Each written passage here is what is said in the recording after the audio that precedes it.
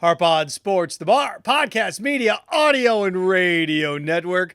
Oh, what do we have in store for you on this edition of the program? A little Bucs stuck, as Baker Mayfield and the Bucs are said to be apart by a pretty significant margin. What does that mean? Well, how significant of a margin? Big enough that I think this could get ugly if you're the Buccaneers. Then what do you do? What's plan B? What's plan C? We're going to look at that. Also, a little SEC Swan song. There's a pretty successful coach in the Southeastern Conference in basketball that's looking to exit. Where's he going to go? Where's he going to go? And after, what do we figure out? He's been there, 9 years now? 10 years at his current program? Probably makes sense. And there's two jobs lurking.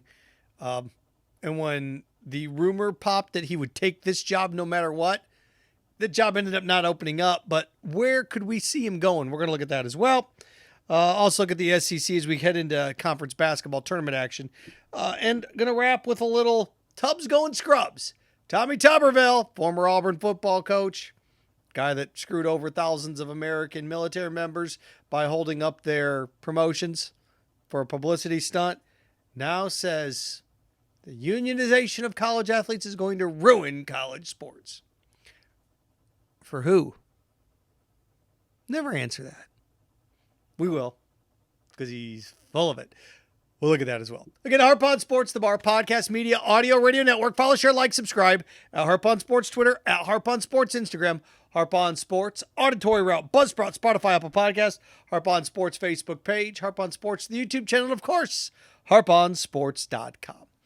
Starting off with the Bucs. They and Baker Mayfield, Bucs stuck. Said to be $20 million apart. How significant is that? Bucs want $380. He wants $300. That's a chunk of change. If you're $20 million apart and you're looking at $180 as opposed to $200 million, all right, that's 10% apart, roughly. But when you are $80 to $100 million, that's 20% apart. That's significant. Especially when you got a team like the Vikings sitting there going, would we rather guarantee Baker Mayfield this money or Kirk Cousins this money? Baker's a good 7 years younger than him. Yeah. And right now, the Vikings don't have the cap problems that the Bucs do. Now, they're going to try everything in their power to re-sign Baker Mayfield. But if they don't, then what? What's the plan? So, okay, the one thing the Bucs have going for them is state income tax in Florida. They've got about, $2-3 million here when it's all said and done. If he goes somewhere that's got a higher income tax, California's probably not getting no place in California, no place in New York is going to be bringing him in. High income tax states like, Massachusetts, state income tax. So, he signed for $5 million less in Tampa or $5 million more in Massachusetts. It's equivalent of a wash. So you got a little wiggle room there, $5 million. But we're talking $20 million. It's not that much. You $15 million more there. Doesn't matter what the income tax is. So what do you do? What do you do if you're the Bucs? Well, I know what I would do. I would explore every option up, 3 years 80, 3 years 100. If we can get to 3 years 90, meet you in the middle, maybe pull something like this off where 50, 60 million of it's guaranteed. Baker did kind of give them a little bit of a discount this year. He needed to rehab his image, or rehab his stature. He went there, he did. Took him to the playoffs, won a playoff game, competitive into the late stages of the fourth quarter in Detroit. Now he's like, all right, I'm not asking you to pay me like Dak Prescott. I'm not asking you to pay me like Patrick Mahomes or Joe Burrow, but can you get halfway there? These guys are getting 5 years, $200 million. Can you get me $390? Can you get me $300? You got a discount on me last year. You're not getting a discount on me this year. Basically where he is. What's he going to make less somewhere else? Who needs quarterbacks? We know Denver needs a quarterback, but they're cash strapped. I don't even know what the hell they're going to do. the Giants may need one with Daniel Jones, but they can't afford to have 60, 70 million tied up in two guys. Falcons have money to spend quarterback. Vikings have money to spend at quarterback. Technically, Pittsburgh has money to spend at the quarterback position. All three of those places in the running. All three of those places. So what do you do? Technically, New England, the top three teams picking. Washington technically has money too. But with likely quarterbacks going to 1, 2, 3 in the draft, Caleb Williams, May, Jaden Daniels, who knows what order. The fact that McCarthy's climbing up the board now, probably going to be a top 10 pick. What do you do? Interesting stuff. So if the Vikings, or if Baker Mayfield ends up, let's say Baker Mayfield signs with the Vikings, or Baker Mayfield signs with I pick Pittsburgh, or pick a team, then what's your plan? I mean, you got a good situation. Is it Kirk Cousins then? It's probably Kirk Cousins, isn't it? If you're the Bucs, if you strike out on Baker, Kirk Cousins doesn't want, or Kirk Cousins always not going to get guaranteed that much. So if Baker wants 80 or 70 million guaranteed, Cousins is probably more of a 2-year, $60 million deal type of thing. And there's how you bridge that, right? Okay, we got Kirk Cousins, and how you can sell Mike Evans on Kirk Cousins is, hey, look what he did with Jefferson in Minnesota the last few years. Turned Jefferson, those two working together, one of the top 5 receivers in the league. So we can do this here. We got to learn the offense and do some things. I get it. It's not the cleanest. And your third option is what? Russell Wilson? Probably can get Russell Wilson for 10, 15 million a year. But then you have to start playing this game where, okay, what do you do if you bring him in? Right? I don't know what he does for you. Do you think he's got one left in him? Because remember, I don't want to sit here and say Russell Wilson is Kurt Warner, but Kurt Warner, success with the Rams. He was gone. He went to New York. Nothing happened in New York. Got a third chance in Arizona. Turned into a perennial Pro Bowler and Hall of Famer because of what he did in Arizona. Kurt Warner's in the Hall of Fame because of what he did in Arizona. So, but with the Giants, right? Nothing. Forget that he was on the Giants. So what do you see with this? Well, Russell Wilson, good in Seattle. Hall of Fame career status in Seattle. Goes to Denver, it's a nightmare. Does he rehab his image one last go round, 4 or 5 more years in a place, and then it's over? We'll see. We'll see. Could be thinking that mindset too. And your other option is you trade for Justin Fields. What would you give up for him? Don't know. That's your other option. Now, is that the best option? No. I know Kirk Cousins can lead a team to the postseason. I don't know if Russell Wilson can anymore, but I know he's done it. Baker Mayfield just did it. And it's not going to be Kyle Trask, so you can forget about that. But the fact that the reports came out today that they're far apart, $20 million apart. Again, he wants $300. They're offering $380. That's a lot of money, gang. Again, if it were $180 and $200, that's 10%. You can meet somewhere in there. If it was like 6 years, $180, okay, you could work with that a little bit more. You always can go more and guarantee more and push it back, but I don't. Bucs are stuck. Out of luck. Option one, if I'm them. Option one, of course, is Baker Mayfield. Can't get a deal done. The minute he signs elsewhere, you need to circle the wagons on Kirk Cousins and then start to think about what.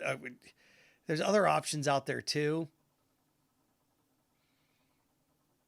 Certain quarterback just led the Colts to the postseason. Was a quarterback in Jacksonville for a little while. You want to go down that path? You almost put him in the postseason. I see. Trubisky just signed at the bill. There's a couple guys out there you can go get, but nobody you really trade for. Nobody's like disgruntled that's on the block that you can go get. can always play the game too. Well, we'll draft a quarterback. Well, you're sitting down there in the late 20s. You're going to have to move up into the top 5. That's going to cost you a couple for. See, the Bucs just don't have that luxury. They don't.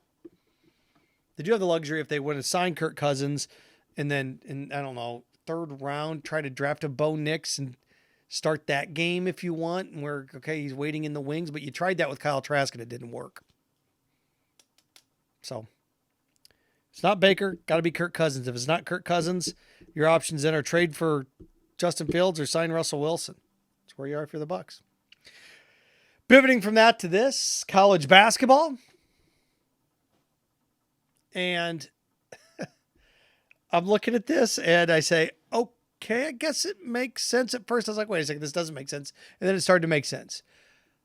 Bruce Pearl let it be known, or at least it leaked, that if Mike Woodson was done at Indiana, he would jump at the Indiana job. That would actually not be a bad hire for Indiana. He's won everywhere he's gone. Bruce Pearl's won NCAA tournament games at Wisconsin, Milwaukee. He's won NCAA tournament games at Tennessee. He's won NCAA tournament games at Auburn. Taking Auburn to a Final Four, took Tennessee to the Elite Eight. That's a good coach. It's a good coach taking teams at non-basketball schools to basketball supremacy. However, and it took him 4 years to rebuild Auburn. They had 3 losing seasons there at the beginning. Turns out Indiana's not going to get rid of Mike Woodson. So Bruce Pearl's sitting there. What? Bruce Pearl's name's now connected to Ohio State. Ooh. Who else is looking for a head foot or basketball coach? Is Michigan going to part ways with Juwan Howard? There's the fit. There's the fit if you're Bruce Pearl. If Michigan parts ways with Juwan Howard, there's your fit. Now, let's not forget Bruce Pearl coached in Big Ten land. Wisconsin, Milwaukee actually won big games. Tennessee, yeah, he's a Boston College grad. Boston College is not a fit right now. But I look around and say, okay, well, these are the teams. Yeah, if Ohio State looking for a coach, do they promote from within? Would you rather have Lamont Paris or Bruce Pearl if you're Ohio State? Because what Lamont Paris has done at South Carolina is impressive as well. Quickly at South Carolina. Picked to finish last in the conference, and they're going to finish second. Although they did get worked by, they didn't get worked, but they lose to Tennessee at home. But everybody's been losing to Tennessee. So I don't know what Ohio State's going to do. There's talk of them try to pry Mick Cronin away from UCLA. Does UCLA come sniffing around for Bruce Pearl? Is he a fit in LA? I don't. But Big Ten land, if he's all take Indiana in a heartbeat, well, then you take Michigan, wouldn't you? Take Michigan. Other than that, I look around and, there's not too many marquee big-time programs are going to be opening up this year. Ohio State may be the best of the bunch. And there's always somebody that leaves you don't see that, oh my God, I didn't see that coming. But with Bruce Pearl, if Ohio State wants him, would he leave Auburn for Ohio State? The answer to that's yes. Because here's what's happened in the SEC. Florida's kind of figured it out with Todd Golden. Florida's a couple years has caught Bruce Pearl's in year 10 in Florida in 2 years is back where they are. Tennessee, Rick Barnes has kind of had, a good run these last few years, but he's got a stranglehold in the conference now.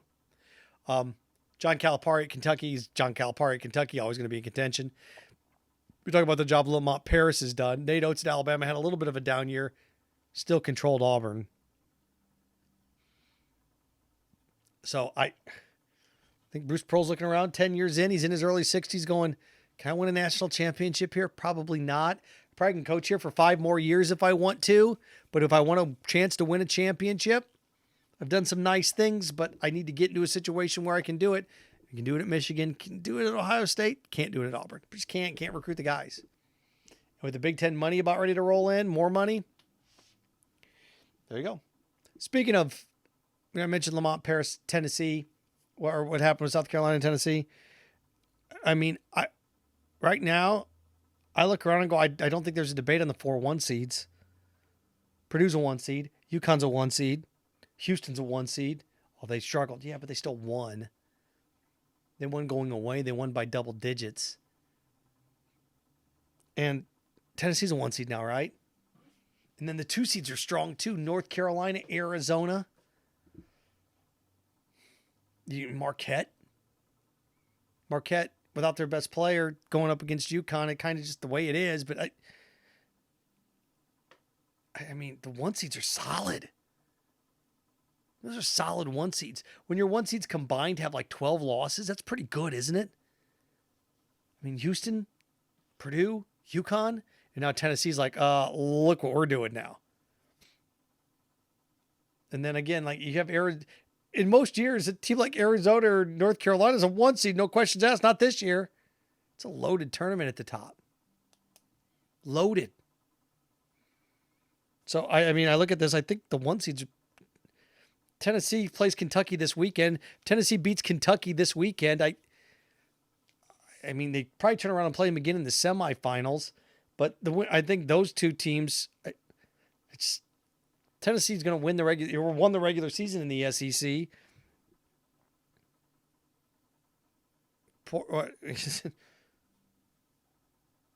They've got the best player in the conference. To me, it's these 4 teams are the 1 seeds. I don't know how much of a debate we're going to have for a 1 seed. UConn, Purdue, and Houston. I mean, Houston would really have to crap the bed.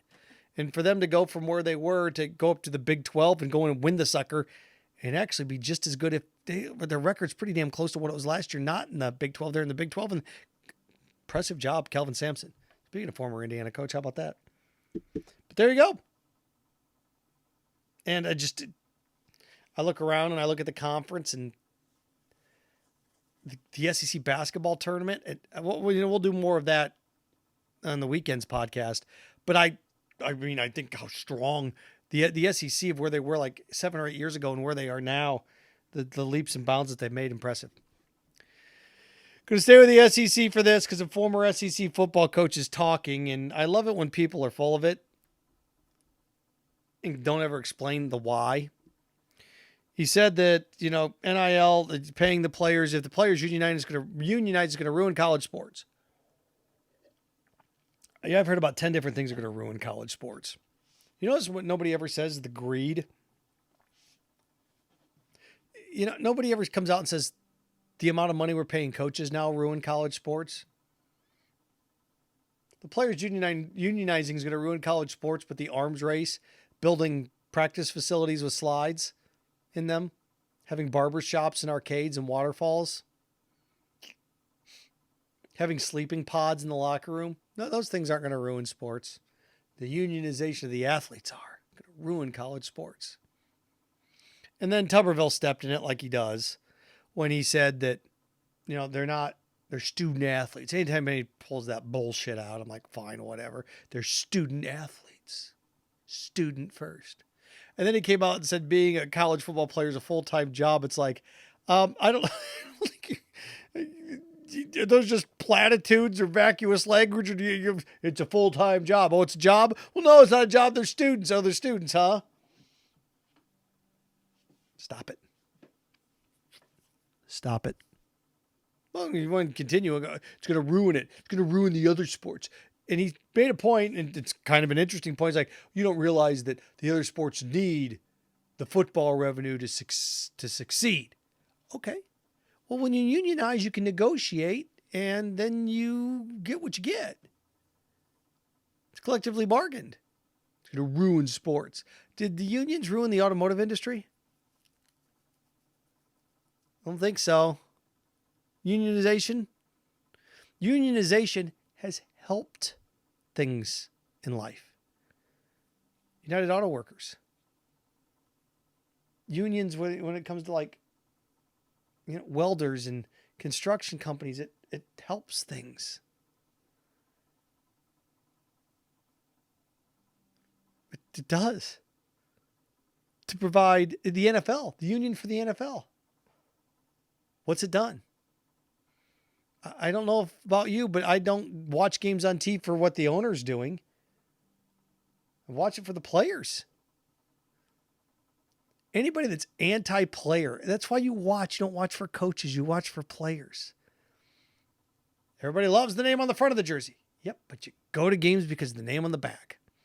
I love the Chiefs. I've loved the Chiefs my whole life. I love Patrick Mahomes.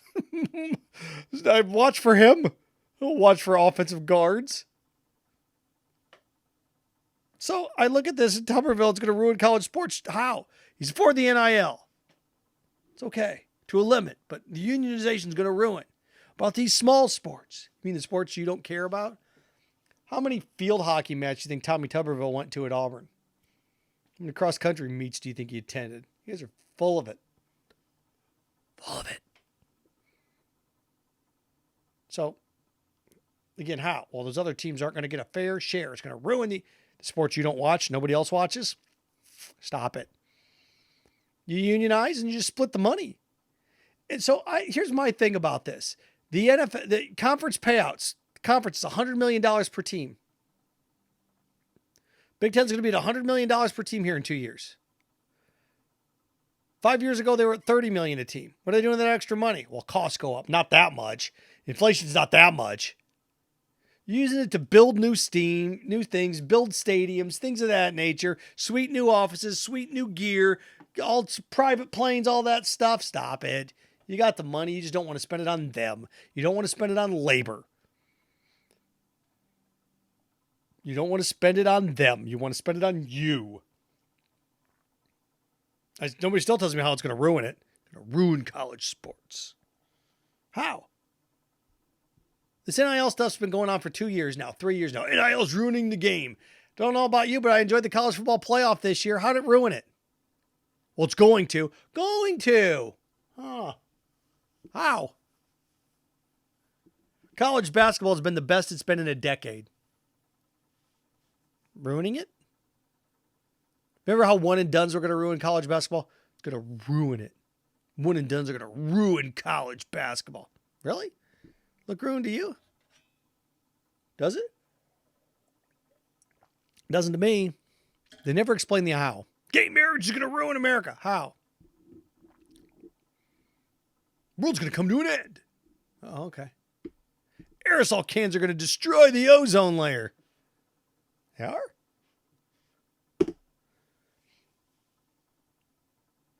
News to me. George Carlin always said it best, like the Earth's existed for 4 billion years. Take a couple plastic bottles. Gonna ruin it. Stop it. And this is where I am with Tommy Tubberville.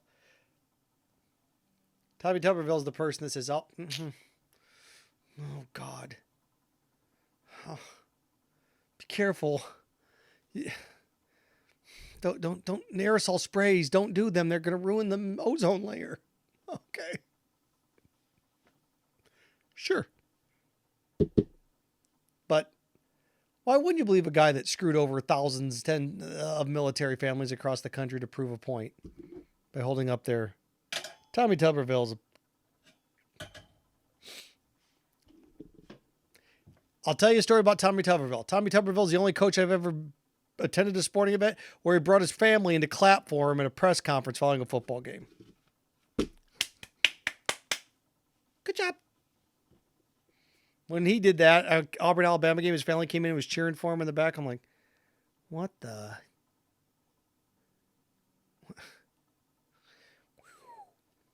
Weak sauce, baby. Weak sauce. Harbaugh Sports, the Bar, podcast, media, audio, radio network. Follow, share, like, subscribe. At Harbaugh Sports Twitter, at Harbaugh Sports Instagram, Harbaugh Sports Facebook page, Harbaugh Sports YouTube channel, Auditory Route, Buzzsprout, Spotify, Apple Podcasts under the Harbaugh Sports, the Bar heading. And of course, harbaughnsports.com. Remember, stay clean, stay focused, stay strong. Frankenstein, have fun with your friends.